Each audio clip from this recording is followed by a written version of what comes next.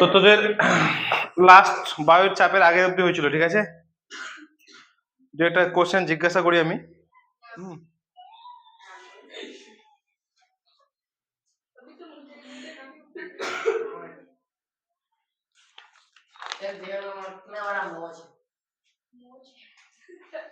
আচ্ছা,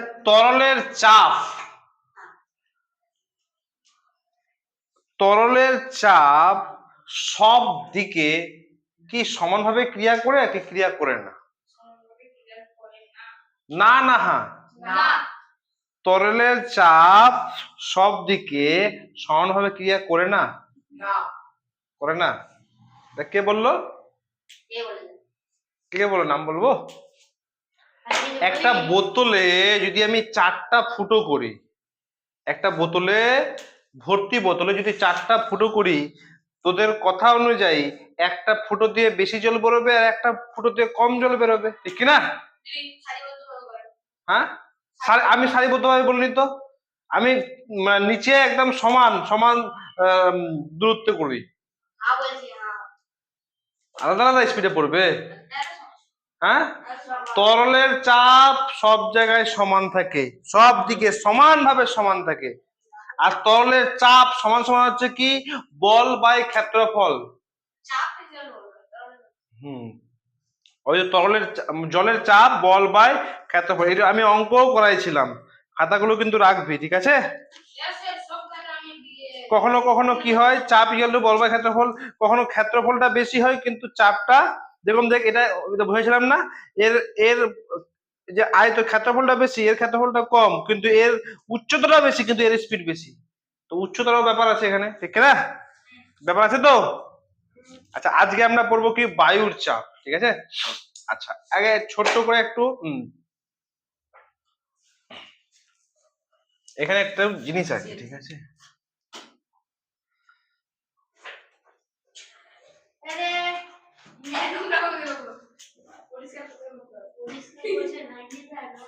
কি তুই এখানে ফেলে দিলি? উঠাবি তুই?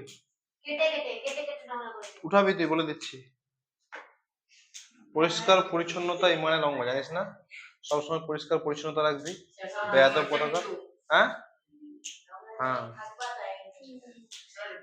আমরা বললেন, কে বললো?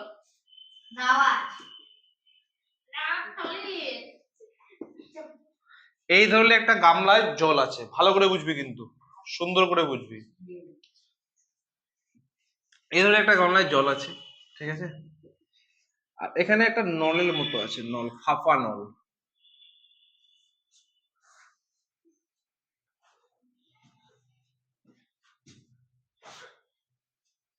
এবার কোশ্চেনটা হচ্ছে, সোহান তুই ভালো করে বুঝতে পারবি জিনিসটা, ঠিক আছে?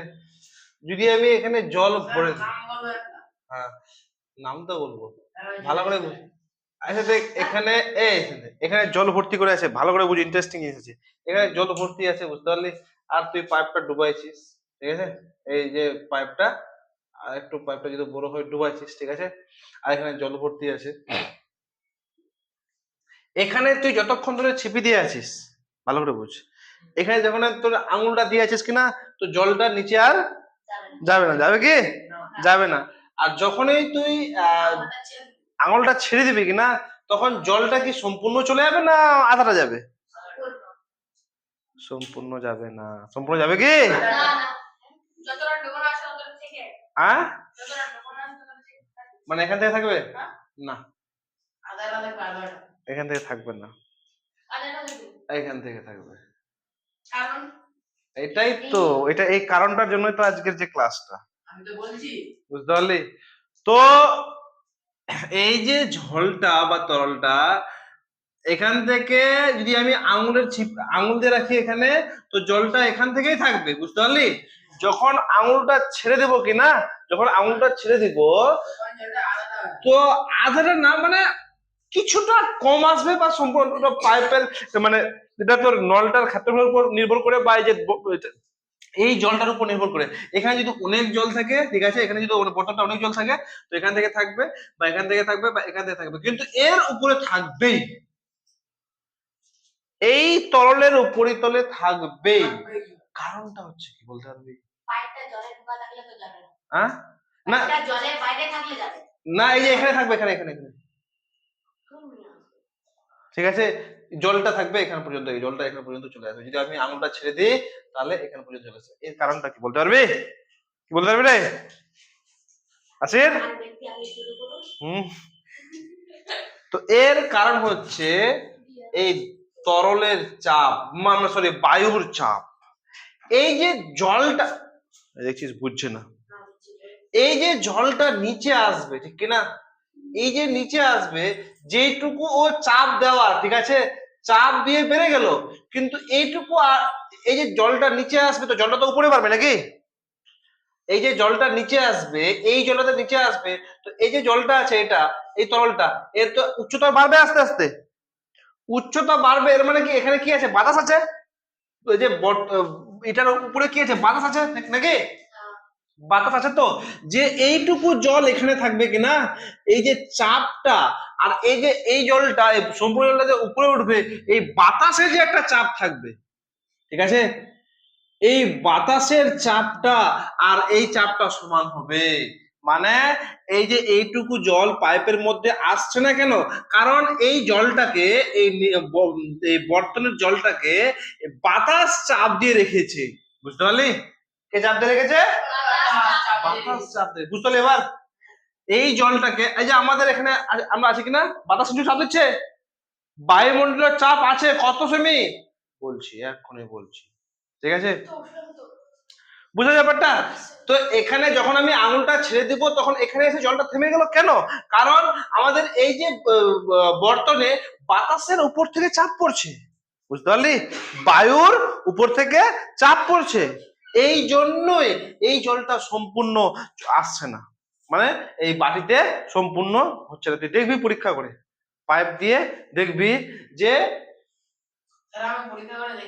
দেখেছিস কি আছে, বুঝতে পারলি, বায়ুর চাপের জন্য তাহলে এই ঘটনাটা হচ্ছে, ঠিক না? আচ্ছা, এরপরে দেখ,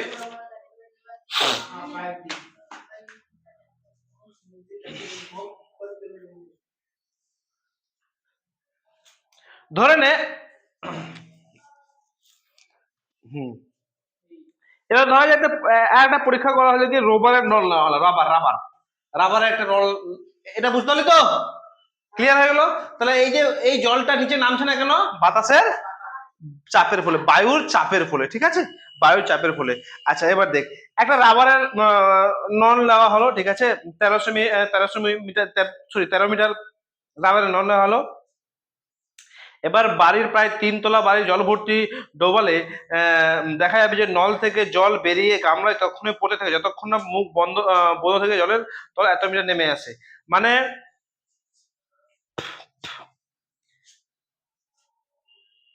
হুম হুম হুম হুম হুম হুম 13 মিটার, হ্যাঁ, ধরে না, আর এই সেম পরীক্ষাটাই করেছে, ঠিক আছে, ধরে একটা বাড়িতে বাড়ির তোর রাবারের একটা নল নিয়ে জলটা নেওয়া হলো, আর রাবারের নলটার দৈর্ঘ্য হচ্ছে কি 13 মিটার, কত মিটার রে,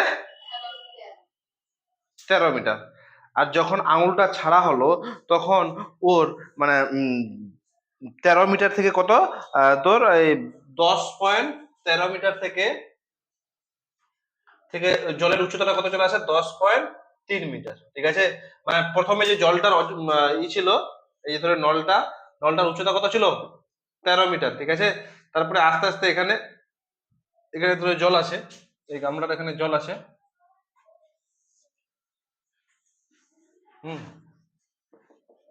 প্রথমে ছিল 13 মিটার, তারপরে নেমে আসলো কত, 10.3 মিটার, ঠিক আছে, 10.3 মিটার।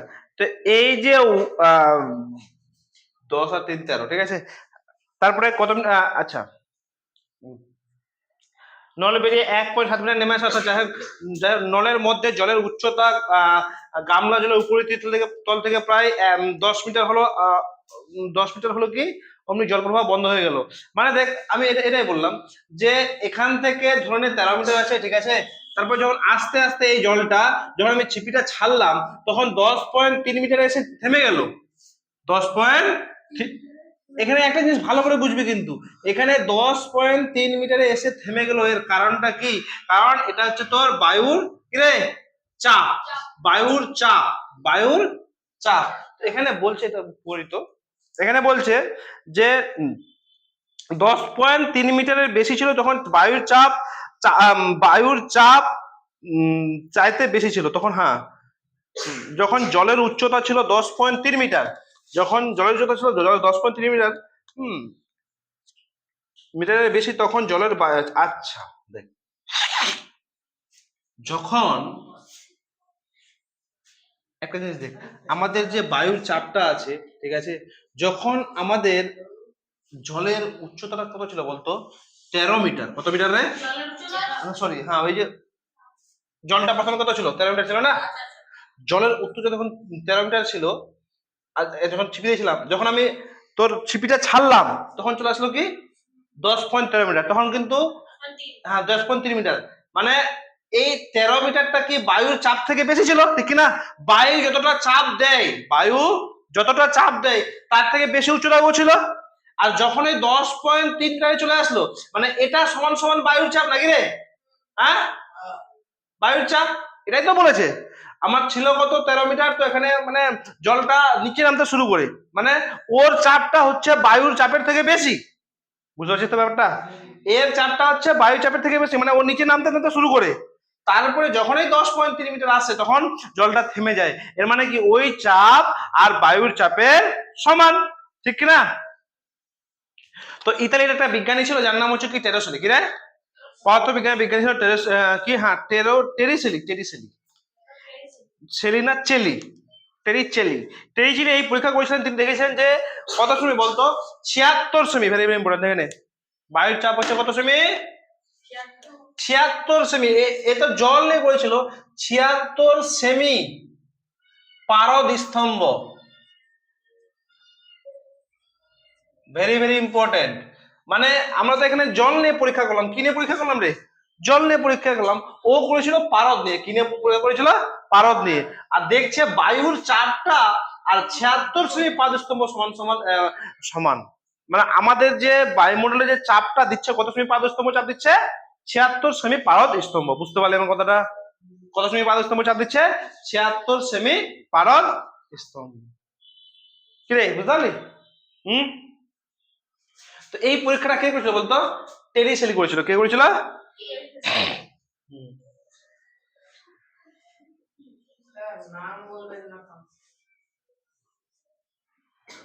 এই হ্যাঁ, এই পরীক্ষাটা কে করেছিল, টেরিসেলি। আচ্ছা, তাহলে বুঝতে পারলে কি যে এখানে পরীক্ষা কি আছে বলতো, চিলি, টেরিসেলি, তুমি যদি বলে যে এই তোর বায়ুমণ্ডলের চাপ কত, কত হবে, 76 সেমি, তুমি যদি 76 সেমি বায়ুমণ্ডলের চাপ 76 সেমি পারদ স্তম্ভ বলতে কি বুঝো, কি বলতে হবে? কারণ বায়ুমণ্ডলের চাপ 76 সেমি পারদ স্তম্ভ বলতে বোঝায় যে পারদের চাপ হচ্ছে তোর, পারদের চাপ মানে 76 সেমি সমান সমান বায়ুর চাপ, ঠিক আছে, বায়ু ততটাই চাপ দেয়, বায়ু কিন্তু আমাদেরকে চাপ দেয়, জানিস তো, এখানে আমরা পরীক্ষা করলাম না, ঠিক আছে, 76 সেমি পারদ স্তম্ভ,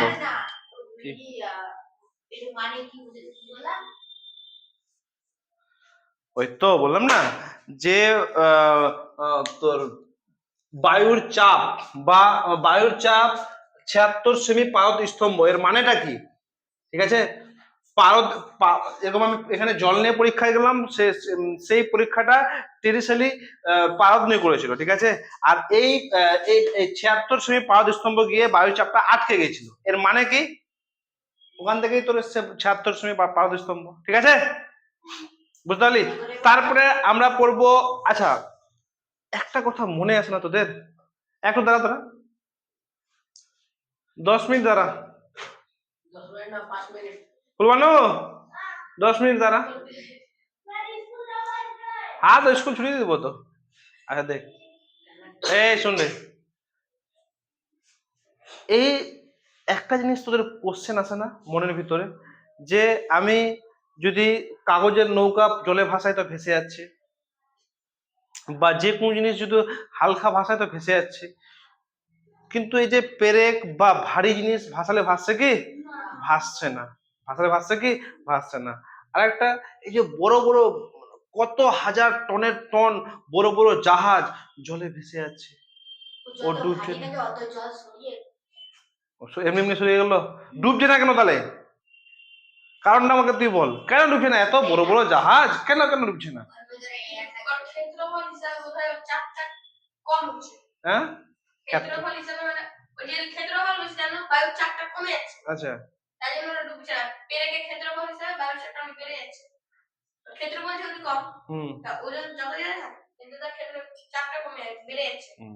ঠিক ঠিক ঠিক ঠিক। তো দেখবি তোর হলো, লেখা হয়ে গেল। আর আমার পটি বল। দেখ, বলছে যে যদি তিনটা জিনিসই, ঠিক আছে, ধরে নে এখানে বাবা টিল্লু তিনটা জিনিস নিয়েছিল, বুঝতে পারলি? কে নিয়েছে? ঠিক আছে, এখানে এখানে এখানে জল আছে, বুঝতে পারলি? এখানে একটা, এটা একটা জিনিস, মানে একটা বস্তু, এটা একটা বস্তু, আর এটা একটা বস্তু। এটা হচ্ছে এ, এটা হচ্ছে বি, এটা হচ্ছে সি। আচ্ছা, এটা এখান থেকে কিন্তু জল, বুঝতে পারলি? খুশি? তো এটা থেকে কি বুঝতে পারছিস, এ বি সির মধ্যে কি পার্থক্য আছে বলতো? হ্যাঁ, ভারী। এটা তো বুঝাচ্ছে না, এটা হালকা, বিটা মিডিয়াম, আর সিটা ভারী। তো এই যে এ বি সি কেন ভাসছে, কারণটা কি? আমি একটা না না না, দেখ, যে কোনো জিনিস যখন যে কোনো শুনবে আসেন, যে কোনো জিনিস যখন ভাসবে কি না, এই ধরনের একটা পদার্থ আছে, এটা ঠিক আছে, এই পদার্থটা আছে, এটার উপর কিনা এই যে জল আছে, জলটা একটা ঊর্ধ্বমুখী বল প্রয়োগ করবে। কি করবে? হ্যাঁ, এই জলটা এই বস্তুটাকে কি করবে? ঊর্ধ্বমুখী বল প্রয়োগ করবে, ঠিক আছে। এই ঊর্ধ্বমুখী বলটাকেই, এর উপরে একটা ঊর্ধ্বমুখী বল প্রয়োগ করবে, এই ঊর্ধ্বমুখী বলটাই তোর বস্তুটাকে ডুবতে দিবে না, ঠিক আছে। এই ঊর্ধ্বমুখী বল, এটা, এই বলটার নাম কি বলতো? ঊর্ধ্বমুখী বল। ঊর্ধ্বমুখী বল, এই ঊর্ধ্বমুখী বলটা বস্তুটাকে আর ডুবতে দিবে না, ঠিক আছে। যদি বস্তুটা আরো আয়তনটা বেশি হয় বা এর ক্ষেত্রফলটা বেশি হয়, ঠিক আছে, মানে ধরে এমন ভাবে আয়তন হলো তো ডুবে যাবে, তো এটা না যে ঊর্ধ্বমুখী বল প্রয়োগ করবে না, করবে, ঊর্ধ্বমুখী বল প্রয়োগ করবে, ঠিক আছে। এটা আমরা একটা স্প্রিং তুলা যন্ত্রের সাহায্যে আমরা পরীক্ষা করেছি। কি করেছি বলতো? এই যে টেল্লু আছে, টেল্লু কি করেছে, এখানে এখানে একটা স্প্রিং তুলা যন্ত্র করে দিয়েছে, বুঝতে পারলি? দেখ রে, এখানে একটা স্প্রিং তুলা যন্ত্র আছে, এখানে এরকম মাপ কাঠি আছে, এখানে একটা স্প্রিং তুলা যন্ত্র আছে, বুঝতে পারলি? দেখ, এটা যদি 1 কেজি হয়, এটা যদি 1 কেজি হয়,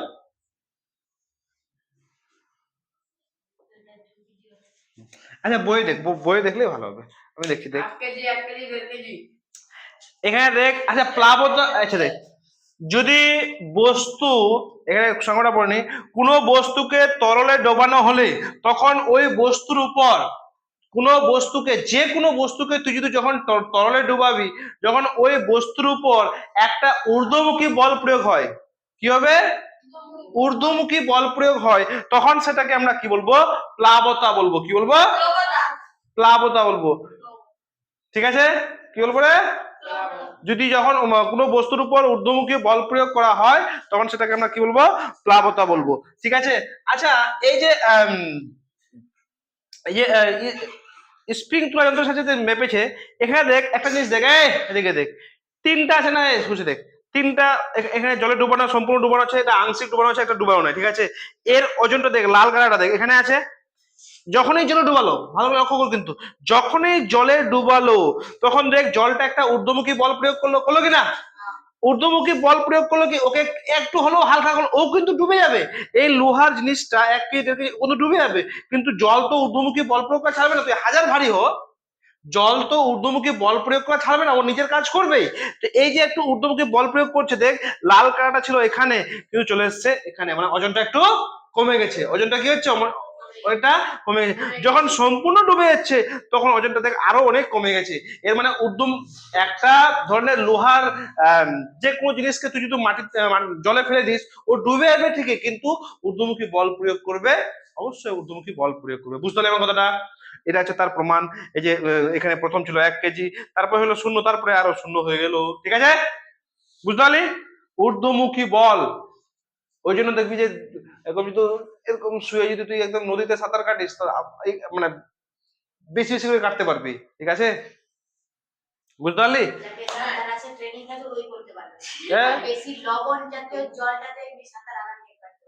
আরে এই যে গ্রামের ছেলে না, কোনো ট্রেনিং ফেনিং লাগে না। ঠিক আছে, এদিক থেকে ওদিকে পার হয়ে যায়।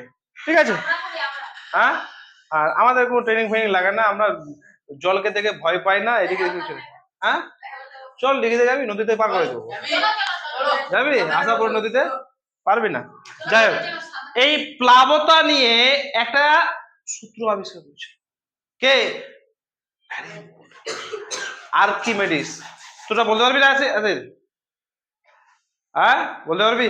আর্কিমেডিস একটা প্লাবতা নিয়ে, হ্যাঁ, সূত্র বা নীতি, একটা সূত্র আবিষ্কার করেছিল আর্কিমেডিস। এখানে কিন্তু একটা ছোট্ট কাহিনী আছে। ঠিক আছে, কাহিনীটা শুনবি? হ্যাঁ, এই প্লাবতা নিয়ে একটা সূত্র আবিষ্কার করেছিল আর্কিমেডিস, যেটা আমি বলছি এখন থেকে। বলছে একটি বস্তুকে, এটা একটু মিটাই দিই, এটি সব বুঝে গেছিস তো নাকি? সব বুঝতে পারলি? বায়ুর চাপ কোনটা, পারদের কি, তারপরে এখানে কত কি হলো, তারপরে এই যে এখানে কার কে উপর নির্ভর করলো। দেখ এই যে এই চ্যাপ্টার থেকে 3টা ক্লাস হলো, 3টা ক্লাসে কিন্তু কনসেপচুয়াল ক্লাস। ঠিক আছে, মানে কনসেপ্ট যদি তোর ক্লিয়ার না থাকে তুই একটাও পারবি না, ভালো করে বলে দিচ্ছি। 3টাই ক্লাস হলো, 3টাই হচ্ছে কি কনসেপচুয়াল। কনসেপ্ট ক্লিয়ার না থাকলে তুই কিছু করতে পারবি না। যদি না বুঝিস তাহলে ঠিক আছে। দেখ বলছে যে কোনো বস্তুকে, এটা ধরেন তরল আছে, বুঝতে পারলি?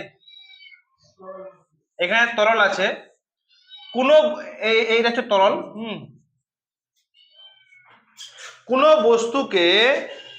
বস্তুকে কোনো তরলে ডোবালে, কোনো বস্তুকে কোনো তরলে ডোবালে ওই বস্তুটা কিছুটা তরলকে তার জায়গা থেকে সরিয়ে দেয়, ও নিজে জায়গা দখল করে।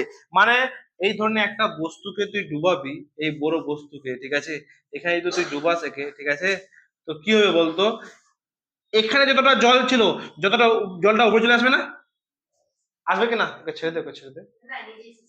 যতটা জল এখানে ছিল, একটা বস্তুকে যদি আমি ডুবাই, একটা তরলে, এই বাক্সটাতে তরলে যদি ডুবাই, তাহলে তরলটা যদি এখান থেকে থাকে, তো তরলটা উপরে উঠবে না? উঠবে কিনা? হ্যাঁ, তরলটা যদি এখান থেকে থাকে তাহলে তরলটা উপরে উঠবে। তো এটাই বলেছে, কোনো বস্তুকে যদি তরলে ডুবাই, তরলে যেটুকু জায়গা নিচে যাবে কিনা ওইটুকু জায়গা উপরে উঠবে, বা সরে দেয় নিজের সে জায়গা দখল করে, নিজের সে জায়গাটা দখল করে। বুঝতে পারছিস কেমন কথা হলো?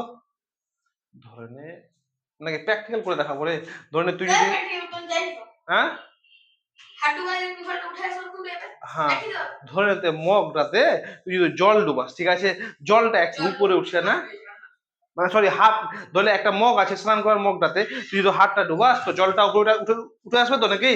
আর যদি আরো কিছু ঢালিস, তো জলটা উপরে উঠে তোর জলটা উপরে পড়ে যাবে, পড়বে না? তো বস্তুটিকে ভালো করে বুঝবি, বেয়াদব বেটা না, তোর এই জন্য বোঝা হচ্ছে না।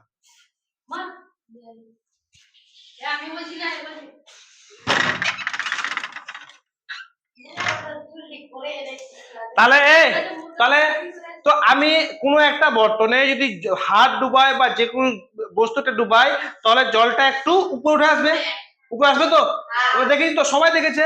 ঠিক আছে, বস্তুটিকে জায়গা দিতে যতটা তরল নিজে জায়গা সরে গেল, ওই ধরনের যে কোনো বস্তুটাকে ওকে যদি জায়গা দিতে যতটা ও উপরে উঠে আসলো, যতটা ধরে নে এখানে একটা লাইন আছে, ঠিক আছে, ও ছিল আগে থেকে একোনা, আর হয়ে গেল এখন একোনা। এই যে এইটুকু জায়গা উপরে উঠে আসলো, কি হলো?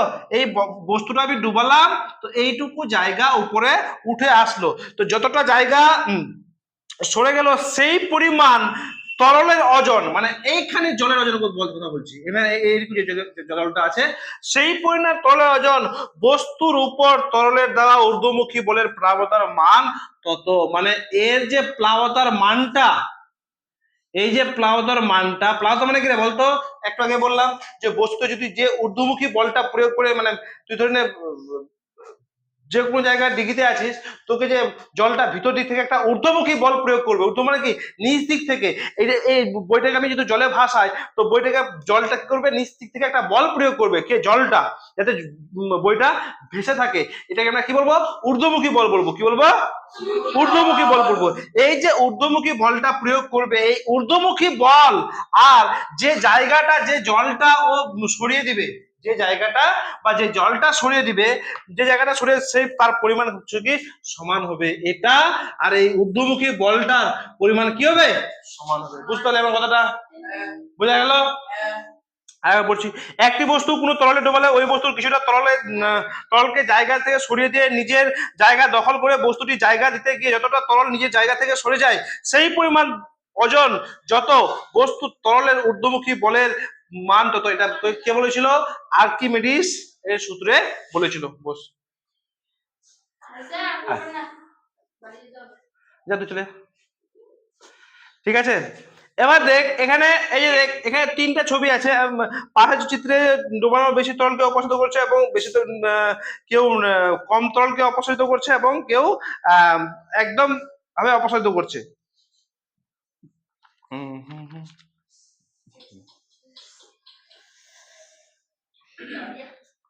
আচ্ছা,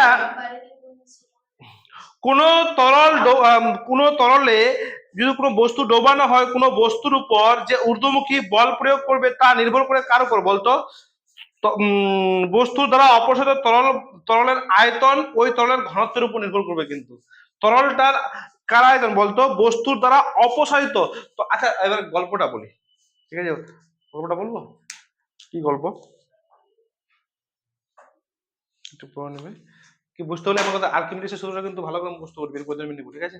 আর্কিমিডিসের নীতি, আর এখানে কয়েকটা নীতি আছে যে কোন ক্ষেত্রে বস্তুটি অপসারিত হলে তরলের ওজন বেশি হয়, কোন ক্ষেত্রে এই এই কোশ্চেন গুলো করতে হবে। তারা একটা জিনিস দেখ, একটা রাজা ছিল, ঠিক আছে, গল্পটা শুনবি কি, কোনটা বলি, আচ্ছা এরপর দিন শোনা গল্পটা, ঠিক আছে, আজকে কিন্তু টাইমটা অনেক হয়ে গেছে, বল। মানে সমুদ্রে জাহাজটা যাচ্ছে, ও নিজের ইচ্ছে যাচ্ছে, ওটাতে কিছু ফাঁকা হলে জল ঢুকে গেলে কেন যাবে? হ্যাঁ, ও জল ঢুকে গেলে, যদি সমুদ্রে জল ঢুকে যায় ওটা ডুববে না, ওরকম ব্যবস্থা আছে, ওর যে ক্ষেত্রফলটা কিনা এত, জাহাজে জল ঢুকে গেলে, হ্যাঁ জাহাজের জল ঢুকে গেলে কিন্তু অবস্থা খারাপ, ডুবে যাবে, ওই যে হবে জল ঢুকলে ডুবে